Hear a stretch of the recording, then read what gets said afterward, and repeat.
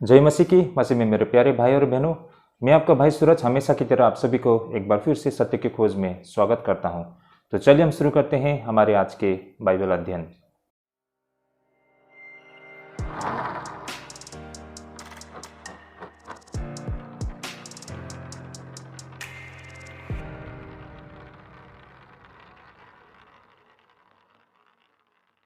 तो एक बार फिर से आप सभी को सत्य की खोज में स्वागत है भाई और बहनों। तो चलिए भाई और बहनों, अब हम हमारे आज के दूसरे विषय की ओर चलते हैं। हमारा आज का जो दूसरा विषय रहेगा, रुपए पैसे के बदले में पवित्र आत्मा की प्राप्ति। क्या हम रुपए पैसे से पवित्र आत्मा को खरीद पाएंगे? ये हमारा आज का बहुत ही इंटरेस्टिंग विषय है। थोड़ा गहरा है भाई और बहनों, थोड़ा कठिन होगा समझने में, लेकिन ध्यान लगा के आप लोगों को सुनना पड़ेगा। इसे ध्यान लगा के, अगर हम भटक जाएंगे तो हम समझ नहीं पाएंगे, है ना, हम कड़ी को जोड़ नहीं पाएंगे। इसलिए ध्यान लगा के सुनिएगा भाई और बहनों, और इन बातों को समझने के लिए प्रयास कीजिएगा। इस सारे कहानी को जोड़ने के लिए कोशिश कीजिएगा। तो आइए सबसे पहले हम वचन को पढ़ लेते हैं। तो वचन रहेगा 8 अध्याय 14 पद से लेके 25 पद तक रहेगा। तो चलिए सबसे पहले हम वचन को पढ़ लेते हैं। जब प्रेरितों ने जो यरूशलेम में थे सुना कि सामरियों ने परमेश्वर का वचन मान लिया है, तो पतरस और यूहन्ना को उनके पास भेजा और उन्होंने जाकर उनके लिए प्रार्थना की कि पवित्र आत्मा पाए, क्योंकि वो अब तक उनमें से किसी पर न उतरा था। उन्होंने तो केवल प्रभु यीशु मसीह के नाम में बपतिस्मा लिया था। तो भाई और बहनों, यहाँ पर हमें थोड़ा कंफ्यूजन हो सकता है।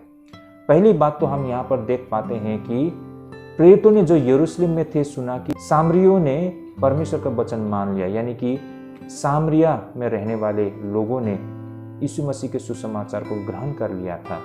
और ये चीज़ फिलिप के द्वारा हुआ था ना। फिलिप वहाँ पर गए थे सुसमाचार को प्रचार करने के लिए, और ये संदेश जब यरूशलेम पहुँचा तो वहाँ से प्रेरित लोग, विशेष करके पतरस और यूहन्ना, सामरिया में आ गए और उन्होंने जाकर उनके लिए प्रार्थना की और पवित्र आत्मा आए, ऐसा कहा गया है। क्योंकि अब तक उनमें से किसी पर न उतरा था, उन्होंने तो केवल प्रभु यीशु मसीह के नाम से बपतिस्मा लिया था। अब भाई और बहनों, ये थोड़ा कंफ्यूजन करता है हमें कि यीशु मसीह के नाम से बपतिस्मा लिया था, लेकिन उन पर पवित्र आत्मा नहीं आए थे। ऐसा क्यों है? किस लिए है? ऐसा क्या हो सकता है? आमतौर पर उस जमाने में जैसे ही बपतिस्मा दी जाती है तो लोगों पर पवित्र आत्मा आ जाती है, ऐसा लोगों का मानना था ना। तो यही कारण है, यहाँ पर ये बताया गया है कि उन्हें बपतिस्मा तो दी गई थी यीशु मसीह के नाम पर, लेकिन उन्हें अब तक पवित्र आत्मा नहीं मिली थी। तो ऐसा क्यों है? इसका कहने का पीछे कारण क्या हो सकता है, इसे भी हम समझने के लिए प्रयास करेंगे। अब उन्होंने उन पर हाथ रखे और उन्होंने पवित्र आत्मा पाया। तो देखिए भाई और बहनों, हाथ रखा है यूहन्ना और पतरस के द्वारा उन विश्वासियों के सर पे हाथ रखने के बाद ही उन्हें पवित्र आत्मा मिली है। तो ये क्या चक्कर है? आगे हम देख पाते हैं 8 के 18 में, जब सिमोन ने ये देखा कि प्रेरितों के हाथ रखने से पवित्र आत्मा दिया जाता है, तो उनके पास रुपया लेकर कहा कि यह अधिकार मुझे भी दो कि जिस जिस पर हाथ रखूं वो पवित्र आत्मा पाए। भाई और बहनों, ये सिमोन उसके लिए पवित्र आत्मा एक प्रकार की वो शक्ति है जिसे खरीदा जा सकता है। उसे ऐसा लगता है, इसलिए वो रुपया पैसा लेके आया है उस सामर्थ को खरीदने के लिए। पतरस ने उससे कहा, तेरे रुपये तेरे साथ नाश हो, क्योंकि तूने परमेश्वर का दान रुपयों से मोल लेने का विचार किया। इस बात में न तेरा हिस्सा है न बाटा, क्योंकि तेरा मन परमेश्वर की आगे सीधा नहीं। इसलिए अपनी इस बुराई से मन फिराकर प्रभु से प्रार्थना कर, संभव है तेरा मन का विचार क्षमा किया जाए, क्योंकि मैं देखता हूँ क्योंकि तू पित्त की सी कड़वाहट और अधर्म के बंधन में पड़ा है। सिमोन ने उत्तर दिया कि तू मेरे लिए प्रभु से प्रार्थना करो कि जो बातें तुमने कही उनमें से कोई मुझ पर न आ पड़े। सो वे गवाही देकर और प्रभु का वचन सुनकर यरूशलेम को लौट गए और सामरियों के बहुत गांवों में सुसमाचार सुनाते गए। ओके, आमेन। रियली इंटरेस्टिंग है भाई और बहनों ये विषय। बहुत कुछ हम यहाँ से सीख और समझ पाएंगे। Things which cannot be bought and sold. कुछ ऐसे चीज होते हैं जिसे हम खरीद और बेच नहीं सकते हैं, लेकिन उसी चीज को यहाँ पर खरीदने के लिए प्रयास किया गया है। क्या पवित्र आत्मा खरीदा जा सकता है? इम्पॉसिबल ना भाई और बहनों। आइए इसे हम समझने के लिए प्रयास करते हैं। यह कहानी है सिमोन नामक व्यक्ति का, जिसे आप लोग देख पा रहे होंगे ना। इस कहानी के जो मुख्य जो कैरेक्टर है सिमोन जो सामरिया में रहता था, वो जादू किया करता था। लोग सोचते थे कि उसके पास परमेश्वर की सामर्थ्य है, लेकिन उसका ये शक्ति परमेश्वर की ओर से नहीं था, क्योंकि परमेश्वर लोगों को जादू करने की अनुमति नहीं देती है। चाहे तो हम व्यवस्था विवरण 18 का 10 से 12 पद में अगर हम देखते हैं तो इन बातों को यहाँ से हम समझ पाते हैं। जैसा यहाँ लिखा है, तुझ में कोई ऐसा ना हो जो अपने बेटे व बेटी को आग में होम करके चढ़ाने वाला व भावी करने वाला व शुभ अशुभ मूर्तों का मानने वाला व टोना व तांत्रिक व बाजीगर व ओझो से पूछने वाला व भूत साधने वाला व भूतों को जगाने वाला हो, क्योंकि जिसने ऐसे ऐसे काम करते हैं वे सब यहोवा के सम्मुख घृणित है, और इन्हीं घृणित कामों के कारण तेरे परमेश्वर यहोवा उनको तेरे सामने से निकालने पर है। भाई और बहनों, यहाँ से हमें ये बात समझ में आते हैं कि परमेश्वर लोगों को जादू करने की अनुमति नहीं देती है, और आज आप और हमें भी इन बातों को हमेशा याद रखनी चाहिए ना। जब हम जीवित परमेश्वर को जान गए हैं ना, हम सच्चे परमेश्वर पर आस्था रखते हैं, तो ये सारे टूना मुना जादू करने वाले चीज़ों से हमें दूर रहनी चाहिए। भाई और बहनों, आज के डेट में भी बहुत ये टूना मुना बहुत चलता है, तंत्र मंत्र जादू बहुत चलते हैं। हॉरोस्कोप आप सभी को पता होगा ना, जिसे हम हॉरोस्कोप कहते हैं, है ना, जो अपना भाग्य देखते हैं। उन तारों को ज्योतिषियों से जाके हम पढ़ते हैं, उससे हम जानने और समझने के लिए प्रयास करते हैं। इन सभी चीज़ों से दूर रहिए। हम विश्वासियों के लिए बहुत ही खतरनाक चीज़ है भाई और बहनों। हम सिर्फ परमेश्वर परमेश्वर और परमेश्वर, उसी पे हमें आस्था और विश्वास और भरोसा रखना है। उसके अलावा किसी भी ऐसे चीज़ के आगे हमें नहीं जाना है। लेकिन दुख की बात है, बहुत सारे विश्वासी लोग जब उनका कुछ नुकसान हो जाते हैं तो ऐसे ज्योतिषियों के पास हमें दिखाई पड़ती है। वो अपने हाथ दिखाकर पूछते हैं कि क्या आप बता सकते हैं कि मेरा ये नुकसान क्यों हुआ, किस लिए हुआ और आगे क्या होगा। आप सोचिए, ऐसे विश्वासी को आप क्या विश्वासी बोल पाएंगे? तो भाई और बहनों, ये कोई नई बात नहीं है। आज के डेट में भी ये सारे टूना मुना हमको दिखाई पड़ती है। तो ये सिमोन भी उसी प्रकार का व्यक्ति था जो सामरिया में रहता था और जादू टोना मुना करते थे, और लोगों को ये लगता था कि ये शक्ति परमेश्वर की ओर से उसे मिला है, लेकिन वास्तव में ये परमेश्वर के सामर्थ नहीं था, बल्कि ये तो जादू या टोना मोना था जो कि परमेश्वर अनुमति नहीं देती है। और भाई और बहनों, इस विषय में हमें 7 अध्याय और 8 अध्याय के शुरुआत में हम देखेंगे तो हमें पूरी जानकारी मिलती है। जब फिलिप सामरिया में अपना सुसमाचार प्रचार करना शुरू किया तो उस समय उसका सामना इस सिमोन से होते हैं ना। तो भाई और बहनों, इस सिमोन ने लोगों को अपनी अनुसरण करने के लिए जादू का इस्तेमाल किया था। वो चाहता था कि लोग उसके विषय में सोचे कि वह एक बहुत ही महत्वपूर्ण व्यक्ति है। तो भाई और बहनों, अपने आप को ऊंचा और महान दिखाने के लिए वो इस जादू और टूना मुना का सहारा लिया करता था, है ना। बेशक भाई और बहनों, उसमें ये सामर्थ्य और ताकत है तो बड़े से बड़े लोग उसके पास आते होंगे। तो यही कारण वो बहुत ही महत्वपूर्ण व्यक्ति था लोगों के लिए। तो उस चीज़ को बरकरार रखने के लिए ये जादू टोना मुना का इस्तेमाल किया करता था। लेकिन फिलिपुस परमेश्वर के सामर्थ्य से चमत्कार किया करता था, और फिलिप नहीं चाहता था कि लोग उसका अनुसरण करें। वो चाहता था कि लोग यीशु पर विश्वास करें। इस तरह जब फिलिपुस ने प्रचार किया तो बहुत से लोगों ने यीशु पर विश्वास किया, और फिर उन सभी ने बपतिस्मा प्राप्त किया। यहाँ तक कि सिमोन ने भी विश्वास किया और उसने भी बपतिस्मा लिया। तो भाई और बहनों, जब फिलिप सामरिया में आकर उसने सुसमाचार प्रचार किया तो लोगों ने उस पर विश्वास किया। फिलिप ने चमत्कार किया वहाँ पर, लेकिन फिलिप ये कभी नहीं चाहता था कि लोग उसकी अनुसरण करें, बल्कि फिलिप ने हमेशा ये जोर दिया कि ये सब करने वाला मैं नहीं बल्कि परमेश्वर है ना, यीशु मसीह के द्वारा है। तो आपको यीशु मसीह का शरण में आना चाहिए। तो ये फिलिप ने लोगों को बताया, दिखाया, समझाया। उसने सुसमाचार प्रचार किया, बहुत लोगों ने विश्वास किया। उनमें से ये सिमोन भी एक था जिन्होंने बपतिस्मा लिया था। भाई और बहनों, हम नहीं जानते कि ये सिमोन वास्तव में यीशु पर विश्वास किया करता था या नहीं। ऐसा हो सकता है कि शायद वो फिलिप से ईर्ष्या किया करता था, क्योंकि लोग अब उसका अनुसरण नहीं करते थे। क्योंकि स्वाभाविक है, एक ऐसा व्यक्ति जो वहां पर यीशु का प्रचार कर रहा हो और अद्भुत कार्य कर रहा हो, तो लोग उसके पीछे चल पड़े थे। अब लोग इस सिमोन के पास नहीं आ रहे थे, तो शायद सिमोन ने सोचा कि मतलब अब मुझसे कुछ नहीं हो रहा है तो मैं इसके पास आऊं। शायद वो सिमोन फिलिप से ईर्ष्या किया करता था, इसलिए शायद उसने यीशु पर विश्वास करने का नाटक किया, क्योंकि वो फिलिप के करीब रहना चाहता था। शायद साइमन चमत्कार करना चाहता था, बिल्कुल फिलिपुस की तरह, या फिर वह चाहता था कि फिलिप उसे सिखाए कि किस तरह अद्भुत और चमत्कार कार्य करे। लेकिन भाई और बहनों, ऐसा करना बिल्कुल असंभव था, क्योंकि चमत्कार करने की शक्ति या सामर्थ्य परमेश्वर से आती है। ये लोगों से मिलने वाली कोई शक्ति नहीं थी। भाई और बहनों, आप इन बातों को समझ गए होंगे, लेकिन दुख की बात है, आज भी बहुत लोगों को ऐसा ही कुछ लगता है। लोगों को लगता है कि जो बड़े बड़े चमत्कार कर रहे हैं, जो अद्भुत काम करते हैं यीशु के नाम से, अगर हम उनके करीब जाएंगे तो हमें भी वो सामर्थ्य मिलेगी। जिस तरह वो चमत्कार करता है, मुझे भी वो सामर्थ्य मिलेगी, है ना। आपने हमारे आजकल फेसबुक में देखा होगा एक चमत्कार टीवी बोल के।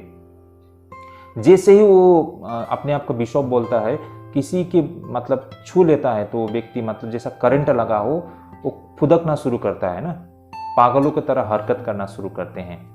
तो इसी प्रकार ये सिमोन भी सोचता था कि मतलब जो पतरस में वो ताकत और सामर्थ्य और शक्ति है, वो मैं भी प्राप्त कर सकता हूँ उसके पास से, ना।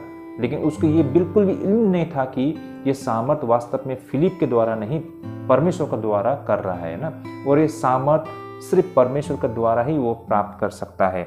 आइए अब हम इन सारे घटना को विस्तार से देखें। जैसे कि हम देख पाते हैं कि यूहन्ना पतरस के साथ सामरिया में आया था, लेकिन ये जो 15 से लेकर 17 पद में दर्ज किया गया है, इसे समझना हमें शायद कठिन लगे। ऐसा इसलिए था, जब कभी भी लोग यीशु मसीह में विश्वास करके बपतिस्मा लेते हैं तो उन्हें पवित्र आत्मा मिल जाती थी। जैसे कि 15 से 17 पद में इन बातों को हम एक बार फिर से पढ़ लेते हैं।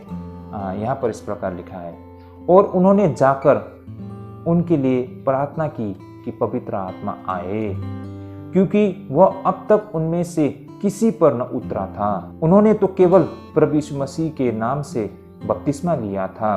तब उन्होंने उस पर हाथ रखे और उन्होंने पवित्र आत्मा पाया। तो यहाँ पर हम साफ साफ देख पाते हैं कि लोगों ने बपतिस्मा तो लिया था, लेकिन अब तक पवित्र आत्मा को प्राप्त नहीं किया था। अब जैसे ही यूहन्ना और पतरस आकर लोगों के सर पर हाथ रखते हैं तो उन्हें पवित्र आत्मा मिलती है। तो ये क्या फंडा है, ये क्या चक्कर है भाई और बहनों। और इन्हीं बातों को आज के समय में भी बहुत सारे लोग प्रैक्टिस किया करते हैं, है ना। हम देख पाते हैं कि कोई ऐसे मतलब दमदार व्यक्ति है ना, जिसे हम कहते हैं कि पवित्र आत्मा से भरिपूर्ण है, ऐसा व्यक्ति अगर हमारे सर पे हाथ रख दे तो मुझे भी पवित्र आत्मा मिल जाएगी। ऐसा लोगों का मतलब एक प्रकार का सोच बन गया है। ये बहुत ही मतलब एक नज़र से देखे तो सही नहीं है भाई और बहनों, है ना। ये बिल्कुल गलत है। एक नज़र में सही है, दूसरी नज़र में गलत है। देखिए, इसे हमें समझना होगा। आपकी समझ पर ही सब कुछ निर्भर है। अगर आप समझ पा रहे हैं तो आप सही है, समझ नहीं पा रहे हैं तो आप गलत हैं भाई और बहनों। देखिए, यहाँ पर जो भी दर्ज किया गया है, इसे लेकर अलग अलग राय हमें दिखाई पड़ती है। जो बातें यहाँ पर 15 से 17 पद में दर्ज किया गया है, इसे लेकर विद्वानों का अलग अलग राय है। जैसे कि कुछ लोगों का मानना है कि ये पवित्र आत्मा की बपतिस्मा से संबंधित था। ऐसा ही कुछ पेंतिकुस्त के दिन में भी होते हुए हमको दिखाई पड़ती है। तो भाई और बहनों, ये बात को समझना पड़ेगा कि यहाँ पर एक बार आप सभी को याद होगा ना, यूहन्ना बपतिस्मा देने वाला ने भी कहा था ना, पानी का बपतिस्मा और आग की बपतिस्मा, है ना। तो इन लोगों ने पानी का बपतिस्मा तो ले लिया था, लेकिन आग का बपतिस्मा अब तक उन्होंने प्राप्त नहीं किया था, यानी कि पवित्र आत्मा का बपतिस्मा, है ना। यानी कि अब तक उन्हें पवित्र आत्मा इसलिए नहीं मिली थी क्योंकि परमेश्वर ने उसको अनुमति नहीं दिया था। तो भाई और बहनों, बपतिस्मा दो प्रकार के होते हैं आमतौर पर आज तक का हमारा जो मानना है। एक तो जो सामान्य हम पानी का बपतिस्मा लेते हैं, और दूसरा जो आग का बपतिस्मा है ना, उस बपतिस्मा के विषय में यहाँ पर कहा गया है। इन लोगों ने पानी का बपतिस्मा तो ले लिया था, लेकिन यूहन्ना और पतरस के द्वारा उन पे अपना हाथ रखने पर उन्हें आग का बपतिस्मा मिलती है और तब से वे लोग पवित्र आत्मा को महसूस कर पाते हैं। ऐसा लोगों का मानना है इस विषय पर, है ना। इन्हीं बातों को यहाँ पर शायद एड्रेस किया गया है। इस तरह यहाँ पर जो दर्ज है इसे लेकर हमारी अपनी अपनी राय हो, लेकिन यह याद रखनी चाहिए कि इसे लेकर हमारे मन में दूसरे ईसाइयों के प्रति बुरी भावनाएं पैदा नहीं होना चाहिए। क्योंकि भाई और बहनों, ऐसा इसलिए हम कहते हैं कि बहुत सारे लोगों का यह मानना है कि अगर आप अन्य भाषा नहीं बोल पाते हो तो आपके बपतिस्मा को मतलब सही नहीं माना जाएगा, है ना। या फिर लोग तो इतना तक कहते हैं कि आपको परमेश्वर ने अब तक एक्सेप्ट नहीं किया है ना। सही मायने में आपको मतलब विश्वासी कहना भी कठिन होगा, क्योंकि आप अन्य भाषा बोल नहीं पाते हैं। देखिए, बहुत लोगों के लिए पवित्र आत्मा को प्राप्त करने का मतलब है अन्य भाषा को बोल पाना, है ना। मतलब आपको अन्य भाषा बोलना आना ही चाहिए। अन्य भाषा ना, स्पीकिंग इन टंग, अन्य भाषा में बोल नहीं पाओगे तो माना जाएगा कि आपका बपतिस्मा इनवैलिड है ना। सही मायना में आपके बपतिस्मा वैलिड तभी होगा जब आप अन्य भाषा बोल पाओगे ना। तो लोगों का तो इस तरह की सोच भी है भाई और बहनों, और बहुत लोग इसे सही समझते हैं और वे लोग दुखी हो जाते हैं ना। उनको लगता है कि वो अन्य भाषा बोल नहीं पाते हैं तो इसका मतलब परमेश्वर ने उन्हें अब तक एक्सेप्ट नहीं किया है, अब तक उसने पवित्र आत्मा को प्राप्त नहीं किया है। तो इस तरह की शिक्षा रखा जाता है। इन सभी से हमें बचना होगा भाई और बहनों। इस मामले में हम इस बात से सहमत हैं कि सभी विश्वासियों में पवित्र आत्मा होती है, लेकिन इसे लेकर सभी विश्वासियों की अपनी अपनी अनुभव होती है।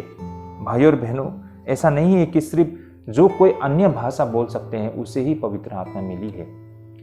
पवित्र आत्मा का दान अलग अलग प्रकार के होते हैं, है ना। हम सब जानते हैं, कुछ लोग उपदेश देते हैं, कोई प्रार्थना करने का उसे दान मिली है, किसी को समझाने का दान मिली है, कलीसिया का भार उठाने का दान मिली है। तो पवित्र आत्मा का दान अलग अलग प्रकार के होते हैं। सिर्फ अन्य भाषा बोलना ही ना, या फिर किसी को छू देंगे तो आप वो फुदकना शुरू हो जाएगा, उसे ही पवित्र आत्मा नहीं कह सकते हैं भाई और बहनों। इससे हमें बचना होगा। अब आगे हम 18 से लेके 21 पद में पवित्र आत्मा की प्राप्ति के विषय में यहाँ पर कहा गया है, उससे भी हम देख लेते हैं। आइए हम यहाँ से वचन के माध्यम से इसे समझने के लिए प्रयास करते हैं। जैसे कि यहाँ लिखा है, जब सीमोन ने देखा कि प्रेरितों के हाथ रखने से पवित्र आत्मा दिया जाता है तो उनके पास रुपए लाकर कहा कि यह अधिकार मुझे भी दो कि जिस किसी पर हाथ रखूं वह पवित्र आत्मा पाए। पतरस ने उससे कहा, तेरे रुपये तेरे साथ नाश हो, क्योंकि तूने परमेश्वर का दान रुपया से मोल लेने का विचार किया। इस बातों में न तेरा हिस्सा है न बाटा, क्योंकि तेरा मन परमेश्वर के आगे सीधा नहीं। तो भाई और बहनों, यहाँ पर हम बहुत ही इंटरेस्टिंग बातें देख पाते हैं। जैसे कि हम यहाँ पर देख पाते हैं कि सीमोन भी पवित्र आत्मा की सामर्थ को पाना चाहता है, लेकिन उसने सोचा कि यह सामर्थ पतरस और यूहन्ना से आई है। मतलब उसको लगा कि यूहन्ना और पतरस किसी के सर पे हाथ रखती है तो उसे पवित्र आत्मा मिल जाती है। तो ये पवित्र आत्मा यूहन्ना और पतरस दे सकता है ना, ये उनसे प्राप्त कर सकता है। भाई और बहनों, आज भी जैसा मैंने कहा, बहुत लोगों को ऐसा ही लगता है ना, इसलिए हम चाहते हैं कि वो हमारे सर पे हाथ रखे, और जैसे ही वो हमारे सर पे हाथ रखते हैं तो हमें ऐसा लगता है कि हमें पवित्र आत्मा मिल गई है। मैंने जैसा कहा शुरुआत में, यह आपकी समझ पर निर्भर करता है। अगर आपकी समझ सही है तो ये सही है, आपकी समझ अगर ये गलत है तो ये गलत है। देखिए भाई और बहनों, देखा जाता है कि सिमोन ने गलत कारणों से बपतिस्मा ली थी। वास्तव में वो लोगों पर अपना अधिकार बनाए रखना चाहता था। वो चाहता था कि लोग सोचे कि वो महत्वपूर्ण व्यक्ति है, इसलिए वो उस सामर्थ को खरीदना चाहता था। लेकिन हकीकत ये था कि हम परमेश्वर के उपहार को नहीं खरीद पाएंगे, वो तो आज्ञाकारी लोगों को मुफ्त में दी जाती है। तो भाई और बहनों, पवित्र आत्मा की दान किसे मिलती है? पवित्र आत्मा के दान को प्राप्त करने के लिए लोग गिड़गिड़ाते हैं, रोते हैं, बोलते हैं कि जोर देकर प्रभु से मांगो तो प्रभु आपको दे देंगे। भाई और बहनों, इस तरह से हम प्रभु को दबाव नहीं दे सकते हैं। प्रभु किसी के दबाव में नहीं आते हैं। ऐसा नहीं है कि हम अपने माँ बाप को हम जबरदस्ती मांगेंगे और मजबूर होकर दे देंगे, ऐसा नहीं है। बहुत लोगों का थ्योरी ऐसा है, बहुत लोग इस तरह की शिक्षा देते हैं, गलत है भाई और बहनों। बल्कि परमेश्वर पवित्र आत्मा का दान उसे ही देता है जो व्यक्ति विश्वास योग्य ना, एक रेस्पॉन्सिबल व्यक्ति है। कहने का तात्पर्य जो व्यक्ति आज्ञाकारी है, जो व्यक्ति परमेश्वर की आज्ञा को बहुत ही गंभीरता से लेते हैं, उसे पूरा करते हैं, बहुत ही मतलब आज्ञाकारी व्यक्ति है, उससे वो कोई समझौता नहीं करते हैं, ऐसे व्यक्ति को ही परमेश्वर मुफ्त में ये पवित्र आत्मा की सामर्थ देती है। तो भाई और बहनों, भले ही आप जितने भी बड़े उपदेशक सामर्थ्य व्यक्ति के पास में जाए और उसके हाथ आपके सर के ऊपर रखे, लेकिन आप आज्ञाकारी नहीं हो तो आपको सामर्थ्य मिलने वाला नहीं है। ये बात को हमें समझना होगा। साथ ही इस सामर्थ्य को परमेश्वर की शक्ति को प्रदर्शित करने के लिए उपयोग करनी चाहिए। ये सामर्थ्य अपने आप को ऊंचा दिखाने के लिए नहीं था भाई और बहनों, ये बात भी हमें समझना होगा। देखिए, पवित्र आत्मा की ये जो सामर्थ्य लोग इसलिए प्राप्त करना चाहता है कि आज के डेट में भी वो महान दिखे।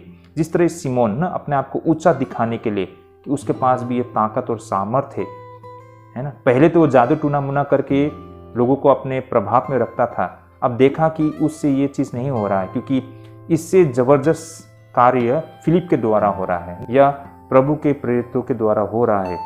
तो उसने सोचा कि अब मैं उनसे ये सामर्थ्य को प्राप्त करूं और मैं और भी बड़ा बड़ा काम करूं और लोगों को मतलब अपने प्रभाव में रखूं। लेकिन भाई और बहनों, ये पवित्र आत्मा की दान इसलिए नहीं दिया जाता है, बल्कि पवित्र आत्मा की सामर्थ्य तो ये प्रदर्शित करने के लिए नहीं, बल्कि परमेश्वर के कार्य के लिए उपयोग करने के लिए दिया गया है। इस तरह पतरस सिमोन पर बेहद क्रोधित होते हैं, क्योंकि सिमोन का विश्वास वास्तविक नहीं था। परमेश्वर एक व्यक्ति के विषय में हर वो चीज जानता है। लोग वही देखते हैं जो हम कर रहे हैं, लेकिन भाई और बहनों, परमेश्वर ऐसा नहीं है। परमेश्वर वो जानता है कि हम ऐसा क्यों करते हैं, है ना। परमेश्वर हमारे इंटेंशन को जानता है, हमारी नीयत को जानता है। ये बात को हमें याद रखना पड़ेगा। अब आइए भाई और बहनों, हम 22 से लेकर 24 पद में देखेंगे कि यहाँ पर हमें दिखाई पड़ता है कि सिमोन के लिए अभी भी वो अवसर था अपने विश्वास को लेकर। आइए हम 22 से लेकर 24 पद में देखते हैं। जैसा यहाँ लिखा है, इसलिए अपनी इस बुराई से मन फिराकर प्रभु से प्रार्थना कर, संभव है तेरे मन का विचार क्षमा किया जाए, क्योंकि मैं देखता हूँ कि तू पित्त की सी कड़वाहट और अधर्म के बंधन में पड़ा है। सिमोन ने उत्तर दिया कि तू मेरे लिए प्रभु से प्रार्थना करो कि जो बातें तुमने कही उनमें से कोई मुझ पर न आ पड़े। भाई और बहनों, यहाँ पर हम देख पाते हैं कि पतरस ने उससे कहा कि पश्चाताप कर, परमेश्वर से प्रार्थना कर, उसे बदलना होगा। भाई और बहनों, सिमोन को बदलना होगा। वो परमेश्वर के सामर्थ्य को अपनी स्वार्थ के लिए प्रयोग नहीं कर सकता था। इसलिए यहाँ पर पतरस ने उसे साफ साफ लफ्जों में बहुत ही कड़े तरीके से सीधे सीधे बोल दिया था।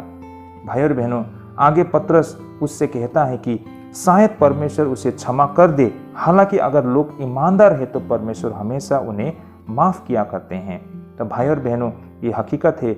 आज भी हम भले ही हमने बहुत बड़ा गुनाह भी किया हो, लेकिन अगर हम मन से पश्चाताप करते हैं, है ना, हम ईमानदार हैं हमारी पश्चाताप में, तो प्रभु हमारे मन को देखता है और वो क्षमा भी करता है। तो यही बातें पतरस उससे कहता है। यहाँ पर पतरस देख पा रहा था कि सिमोन ईर्ष्यालु था ना, वो जेलेसी उसमें दिखाई दे रही थी। सिमोन वो शक्ति चाहता था जो प्रेरित के पास था। सिमोन के मन में जो बुरा विचार चल रहा था उसने उसे दुखी कर दिया था। तो यह ऐसा था कि उसकी यह विचार उसे कैद खाने में जकड़े हुए हैं। भाइयों, पाप हमें यही करवाता है। इससे परमेश्वर भी बहुत दुखी होते हैं और हमें भी दुख देती है। यही कारण पाप के कारण होने वाले परिणामों से केवल यीशु ही हमें बचा सकता है। भाई और बहनों, जैसे कि एक बार यीशु मसीह ने कहा था, जो हमें यूहन्ना रचित सुसमाचार में दिखाई पड़ती है। भाई और बहनों, यीशु मसीह ने क्या कहा था इस विषय में, आइए हम वचन से देखते हैं। यूहन्ना रचित सुसमाचार 8 अध्याय 34 और 35 पद में, जैसा यहाँ यीशु मसीह ने कहा था, यीशु ने उनको उत्तर दिया, मैं तुमसे सच कहता हूँ कि जो कोई पाप करता है वह पाप का दास है, और दास सदा घर में नहीं रहता, पुत्र सदा रहता है।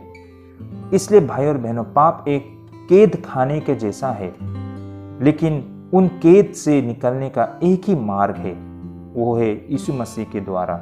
अब शायद सिमोन ने देखा कि इससे निकलने का एक रास्ता था, इसलिए उसने प्रेरितों से उसके लिए प्रार्थना करने के लिए कहा। भाई और बहनों, सिमोन के लेकर हमें यह समझना होगा कि उस जमाने में वह बिल्कुल असामान्य प्रकार का व्यक्ति नहीं था। भाई और बहनों, जैसा मैंने शुरुआत में भी कहा, उस जमाने में ज्योतिषी और जादूगर होना एक सामान्य बात थी। उनका बड़ा प्रभाव होती थी समाज में, और वे बड़े आरामदायक जीवन व्यतीत करते थे। भाई और बहनों, ये बिल्कुल प्रैक्टिकल है, क्योंकि देखिए उस जमाने में जो ज्योतिषी और जादूगर लोगों के पास लोगों को जाना है ना, वो मतलब एकदम सामान्य व्यक्ति थे। बड़े से बड़े व्यक्ति लोग भी आया करते थे ना, अपने भविष्य को लेकर बहुत सारी चीज़ें उनसे जानना चाहते थे, समस्या से निकलना चाहते थे, और यही कारण बड़े से बड़े अमीर अमीर लोग भी आया करते थे। बेशक वो अमीर लोगों के संपर्क में है तो उसे रुपया पैसा की कोई चीज़ कमी ना होती है, जैसे कि पॉलिटिकल उसका रिलेशनशिप था, आर्थिक रूप से भी वो बहुत ही सुखदायी जीवन जी रहे थे, लोग उससे बहुत सम्मान और इज्जत दिया करते थे। तो भाई और बहनों, इस तरह उस जमाने में ये जो ज्योतिषी और जादूगर होते थे बहुत ही आरामदायक जीवन व्यतीत करते थे। उनमें से ये सिमोन भी एक था। और भाई और बहनों, ये आज का दिन में भी बिल्कुल हमको व्यवहारिक दिखाई देता है। इवन आज के ये 21वीं शताब्दी में भी हमें बहुत से ज्योतिषी या फिर टूना मुना करने वाले दिखाई पड़ती है। खास करके टीवी और न्यूज़पेपर में भी आज हमको दिखाई पड़ती है। आप देख पाते होंगे टीवी में भी आज इस तरह की कार्यक्रम किया जाता है, ज्योतिषी आपको दिखाई पड़ती है, टीवी और न्यूज़पेपर में भी हमको दिखाई पड़ती है। तो इनफैक्ट आज भी लोग, बड़े से बड़े लोग है ना, बहुत सारे पॉलिटिशियन लोग भी इनके पास आया करते हैं और अपने भविष्य के विषय में जानना चाहते हैं। उन पर जो ग्रह है उससे किस तरह छुटकारा पा सकते हैं वो उनसे जानना चाहते हैं। इसके आवेश में वे लोग बहुत सारा रुपया पैसा उनसे ऐंठ लेते हैं। यही कारण ये लोग बहुत अमीर होते हैं। इनफैक्ट आज के ज़माने में भी, 21वीं शताब्दी में भी, तो उस ज़माने में तो सोचिए भाई और बहनों, साइंस भी इतना डेवलप नहीं था, तो टोटल इनके ऊपर ही डिपेंड रहते थे। इस प्रकार भाई और बहनों, अब हम और भी गहराई से सिमोन की समझ को जानने के लिए प्रयास करते हैं। पहला तो हमें प्रारंभिक कलीसिया के माहौल और अभ्यास के विषय में कुछ बातों को समझना पड़ेगा। जैसे कि किसी व्यक्ति पर पवित्र आत्मा का आने का मायने किसी दृश्य घटना से जोड़कर हम देख पाते हैं। उस जमाने में किसी व्यक्ति के ऊपर, किसी विश्वासी को पवित्र आत्मा को प्राप्ति हम इस तरह समझ सकते हैं, जैसे कि कुछ ऐसे घटना जो सभी को दिखाई देती है, विशेष रूप से अन्य भाषा में बोलने का वरदान। और यही तो भाई और बहनों सिमोन ने भी अनुभव किया था। तो भाई और बहन, जैसे मैंने शुरुआत में भी कहा कि लोगों को पवित्र आत्मा मिलने का मतलब अन्य भाषा बोलना आना है ना। अगर कोई व्यक्ति अन्य भाषा बोलता है तो उसे लगता है कि उससे पवित्र आत्मा मिल गई है। तो लोग इस तरह से इन सारी चीज़ों को मतलब डिफ्रेंशिएट करते थे। दूसरी, यहूदी प्रथा में किसी के सर पर हाथ रखना बहुत आम बातें थी। इस तरह से किसी व्यक्ति से किसी दूसरे व्यक्ति में शक्ति का स्थानांतरण मांगी जाती थी, जैसे कि हम देख पाते हैं 17 से 19 पद में भी इसी प्रकार का कुछ एक्टिविटीज होते हुए। आइए मैं इस वचन के द्वारा इन बातों को आपके समक्ष रखना चाहता हूँ। जैसे यहाँ लिखा है, तब उन्होंने उन पर हाथ रखे और उन्होंने पवित्र आत्मा पाया। देखिए यहाँ पर साफ साफ लिखा है, तब उन्होंने, यानी कि पतरस और यूहन्ना ने उन पर हाथ रखे, यानी कि विश्वासियों पर। पतरस और यूहन्ना ने नए विश्वासियों के ऊपर हाथ रखे और उन्होंने पवित्र आत्मा पाया। जब सिमोन ने देखा कि प्रेरितों के हाथ रखने से पवित्र आत्मा दिया जाता है, तो उनके पास रुपए लाकर कहा कि यह अधिकार मुझे भी दो कि जिस किसी पर हाथ रखूं वो पवित्र आत्मा पाए। तो देखिए यहाँ पर साफ साफ है, ये जो पतरस और यूहन्ना कर रहे थे ये बिल्कुल नया चीज था, ऐसा नहीं है। उस समय का ये प्रैक्टिस था भाई और बहनों कि किसी व्यक्ति के ऊपर हाथ रखने का मतलब है उसका सामर्थ्य उस व्यक्ति में मतलब ट्रांसफर होना। तो यही चीज अब यहाँ पर सिमोन ने भी देखा कि यूहन्ना और पतरस विश्वासियों के ऊपर हाथ रखते हैं तो उन्हें पवित्र आत्मा मिल जाती है। कुछ इसी प्रकार की सामर्थ्य सिमोन भी चाहते थे कि किसी का ऊपर हाथ रखे तो उससे भी ये सामर्थ्य मिल जाए। मतलब वो ऐसा दिखना चाहता था कि उसको लगता था कि पतरस और यूहन्ना के पास ये सामर्थ्य है जो दूसरों को दे सकता है। और वो भी ऐसा ही कुछ सामर्थ चाहता था कि जब चाहे किसी को भी वो ताकत और सामर्थ दे सके। ये एक प्रकार का शक्ति को प्राप्त करने की तरह था भाई और बहनों। अब यही चीज सिमोन पतरस और यूहन्ना से निवेदन करते हैं कि उन्हें भी ये सामर्थ मिले। लेकिन भाई और बहनों, हमें ये कतई नहीं सोचना चाहिए कि इस तरह से भौतिक तरीके से पवित्र आत्मा का हस्तांतरण हो सकता है। वास्तव में यह उस व्यक्ति पर निर्भर करता है जिन्होंने अपने हाथ उस पर रखे हैं। भाई और बहन, मैं बार बार आप लोग को यही कह रहा था कि आपने इन बातों को किस तरह समझा है। ये बातों को अगर आप सही तरीके से समझते हो तो ये सही है, गलत तरीके से समझते हो तो गलत है। गलत इसलिए है कि ये कभी भी ऐसा नहीं हो सकता है कि कोई व्यक्ति किसी के ऊपर हाथ रख दो तो उसे वो सामर्थ्य मिल जाएगी। लेकिन ये सही तभी होता है जब वो व्यक्ति, वो सामर्थ्य व्यक्ति परमेश्वर की ओर से, वो व्यक्ति वो धर्मी जन है, अगर वो व्यक्ति किसी ऐसे व्यक्ति के ऊपर हाथ रखता है जो वो व्यक्ति भी परमेश्वर का जन हो और वो सामर्थ्य का पाने का योग्य हो, तभी ये शक्ति मतलब परमेश्वर उनके द्वारा आप तक पहुंचती है। ये परमेश्वर उनके द्वारा देते हैं। ये बात को हमें याद रखना पड़ेगा। देखिए भाई और बहनों, ऐसा हम क्यों कहते हैं, हमें ये बात को समझना होगा। उस जमाने के जो प्रेरित थे ये कोई साधारण व्यक्ति लोग नहीं थे। आज के ज़माने के जो जितने भी बड़े बड़े प्रचारक कहिए, जितना भी आप सो कॉल्ड पावरफुल लोग कहिए, उनके तुलना में ये जो प्रेरित थे ये बहुत ऊंचे थे, इनकी स्तर बहुत ऊंचे स्तर के थे भाई और बहनों। ये 12 चेले जो स्वयं परमेश्वर के द्वारा चुना गया और उनको ये सामर्थ्य दी गई थी, तो उनके साथ हम तुलना नहीं कर सकते हैं। तो भाई और बहनों, ये जो प्रेरित थे, ये प्रेरित की ऐसी सम्मान थी उस जमाने में, केवल उनके हाथ का स्पर्श महसूस करना भी एक गहरा आध्यात्मिक अनुभव हमें लाती है। और प्रारंभिक कलीसिया में किसी पर हाथ रखने का यही अर्थ होता था। भाई और बहन, आज के ज़माने की तरह नहीं है जो किसी को छू दे तो वो एकदम करंट लगने की तरह फुदकते। मैं देख रहा हूँ आजकल ये चमत्कार टीवी बोल के आप लोग फेसबुक में देख पाते हैं। एक बिशप कहते हैं जैसे ही किसी बंदे को छू लेते हैं या फिर वो जिस चेयर में बैठा है उस चेयर को कोई आदमी आकर छू भी लेता है तो उसको ऐसा करंट लग के फुदकता है ना, उसी तरह वो फुदकता है। भाई और बहनों, ऐसा नहीं है, ऐसा बिल्कुल नहीं है भाई और बहनों। आप जो इन वचनों को पढ़ते हैं, जो चीज़ यूहन्ना और पतरस ने किया था, ये जो आजकल कर रहे हैं ना, ऐसा नहीं है भाई और बहनों। इनका तुलना उनसे मत कीजिए। आज शैतान लोगों को भरमाने के लिए इस तरह की चीटिंग करते हैं। इनके जाल में फंस के मत सोचिए कि ये लोग भी वही कर रहे हैं जो पतरस ने किया था और यूहन्ना ने किया था। वो बहुत फर्क है भाई और बहनों, इसको हमें समझना होगा। और पवित्र आत्मा पाने का मतलब वो फुदकना नहीं है। जैसा किसी को बिजली लग जाता है ना, करंट लग जाता है, उस तरह से लोग फुदकते हैं ना, ऐसा नहीं है। मीनिंगलेस, उसको कोई मतलब नहीं है। आप फुदक रहे हो, इससे क्या फायदा हो रहा है? खुद आपको चोट लग रहा है। और सबसे दुख की बात तो ये मजाक बन गया है। अन्य विश्वासी लोग इसका मजाक बना रहा है।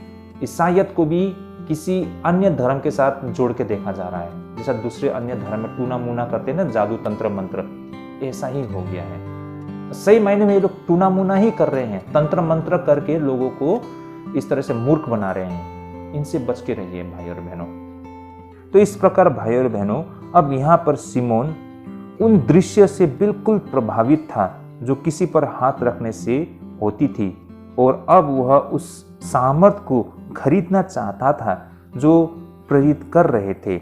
इस तरह से भाई और बहनों, सिमोन के इस व्यवहार के वजह से उसके नाम का अर्थ उस दिन से यह बन गया था कि चर्च संबंधी कलीसिया की अयोग्य खरीद और बिक्री।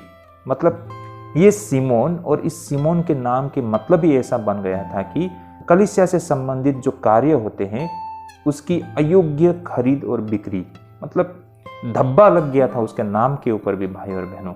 उसने जो हरकत किया था उसके वजह से उसके नाम पर भी ऐसा धब्बा लग गया था, जिसका मतलब ये हो गया था कि कलीसिया के कार्य को खरीदने के लिए कोशिश करना अपने रुपये पैसे के द्वारा।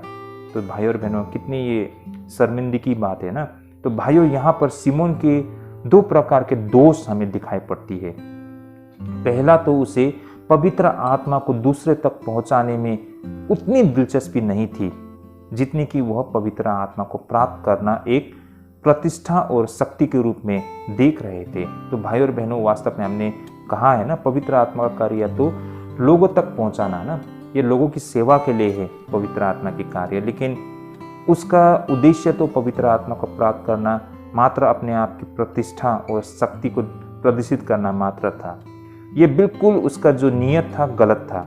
स्वयं को उच्च समझना हमेशा से एक उपदेशक और शिक्षक के लिए खतरा माना जाता है। यह सच है कि उन्हें अवश्य ही लोगों की दृष्टि में चमकना जरूरी है, लेकिन यह भी सच है कि एक ही समय में खुद को महान और मसीह को अद्भुत दिखाना संभव नहीं है। भाई और बहनों, इन बातों को हमें समझना होगा। दूसरा यह था कि सिमोन भूल गया था कि कुछ उपहार लोगों के चरित्र पर निर्भर है और रुपया पैसा से उसे नहीं खरीदा जा सकता है। जैसे हमने पहले भी कहा था ना भाई और बहनों, परमेश्वर पवित्र आत्मा की सामर्थ उन्हें देते हैं जो आज्ञाकारी होते हैं, है ना। तो ये उसके चरित्र पर निर्भर करता है। परमेश्वर यूं ही किसी को नहीं दे देते हैं, उस व्यक्ति के चरित्र पर निर्भर करता है, वो कितना आज्ञाकारी है, कितना भरोसे के हैं ना, कितना गंभीर है। परमेश्वर ऐसे लोगों को ये दान दिया करते हैं। और उपदेश व्यक्तित्व के माध्यम से सत्य को बताना है। इसके लिए एक व्यक्ति को धनवान नहीं होनी चाहिए, बल्कि वह व्यक्ति होनी चाहिए जिसके पास सत्य की आत्मा हो। तो भाई और बहनों, प्रचार करना, सुसमाचार का कार्य करना, ये अपने खुद के अनुभव को दूसरों को बताना है। इस ज्ञान को हम कहीं से खरीद नहीं सकते हैं, कहीं से हम इसे प्राप्त नहीं कर सकते हैं। ये परमेश्वर हमारा अनुभव है जो हम दूसरों को बताते हैं। भाई और बहनों, ये सत्य की आत्मा है जो आपके द्वारा बोला जाता है। तो इस ज्ञान को, इस सामर्थ को आप कहीं से प्राप्त नहीं कर सकते हैं, खरीद नहीं सकते हैं भाई और बहनों। तो इन बातों को हमने देखा है। तो भाई और बहनों, हमें आज के समय में भी इन सारी चीज़ों को लेकर बहुत ही गंभीर होना चाहिए। सिमोन की तरह आज के समय में बहुत सारे लोग दिखाई पड़ते हैं, है ना। वो कहीं वो कारण से अपने विश्वास को दिखाते हैं, लेकिन उनका विश्वास सही मायने में विश्वास नहीं होता है। हम ऐसा क्यों कहते हैं? देखिए, बहुत सारे लोग विश्वासी बनते हैं, क्रिश्चियन बनते हैं, क्योंकि उसे एक ईसाई लड़की के साथ शादी करना है ना। तो उसके साथ शादी करना है, इसलिए वो ईसाई बन गया। या फिर किसी ईसाई पुरुष के साथ शादी करना है, इसलिए वो ईसाई बन गया। किसी को मतलब नौकरी चाहिए या फिर, है ना, आर्थिक सहायता चाहिए, इसलिए वो ईसाई बनता है। किसी को बीमारी से छुटकारा पाना है, इसलिए वो ईसाई बनता है। किसी का कोई सहारा नहीं है, इसलिए वो ईसाई बनता है। लेकिन बहुत कम होगा जो वो चाहता है कि वो उद्धार पाए अपने पापों से और परमेश्वर के निकट जाने के योग्य हो पाए, परमेश्वर की सेवा करने के योग्य हो पाए।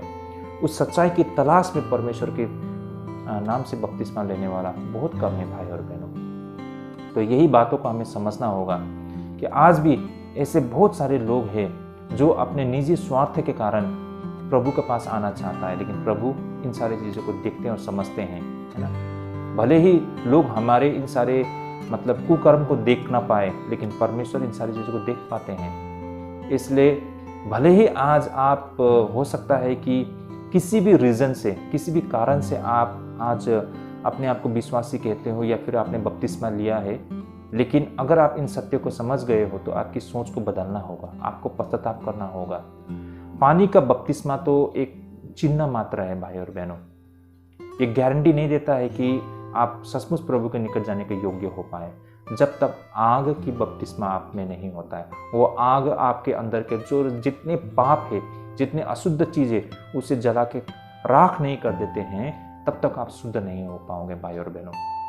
इसीलिए हो सकता है भले ही हम किसी भी जरिए से, किसी भी तरीके से अपने सेल्फ इंटरेस्ट, है ना, अपने मतलब अपने फायदे के लिए आप मसीह बने हैं ना, मसीह में आए हैं, लेकिन आज इन सत्य को समझ गए हैं तो आपके मन को परिवर्तन करना होगा। सही मायने में आपको प्रभु में बपतिस्मा लेना होगा, तभी हम प्रभु के निकट आने के योग्य हो पाएंगे। हम इन सारी चीज़ों को रुपया पैसा धन दौलत से खरीद नहीं सकते हैं, कहीं से प्राप्त नहीं कर सकते हैं। ये आपके पर्सनल एक्सपीरियंस के ऊपर निर्भर करता है। तो इन सारी बातों को आज हमने समझा है। होपफुली आज के अध्ययन के द्वारा हमारे आत्मिक जीवन को ढेरों लाभदायक पहुँचेगी। अगर आपको लगता है कि ये हेल्पफुल है तो ज़रूर शेयर कीजिए अपने रिलेटिव फ्रेंड सभी के साथ में, ताकि इन तक भी सत्य पहुंच सके। तो भाई और बहनों, आज के लिए हम यही स्थगित करते हैं। अगले अध्ययन में ज़रूर जुड़िए, काफ़ी रोचक विषय रहेगा। विशेष करके हम साउल यानी कि पौलुस के विषय में अध्ययन करेंगे। तो बने रहिए हमारे साथ। प्रभु आप सबको ढेरों आशीष करे, प्रभु आप सबको अगुवाई करे। जय मसीह की।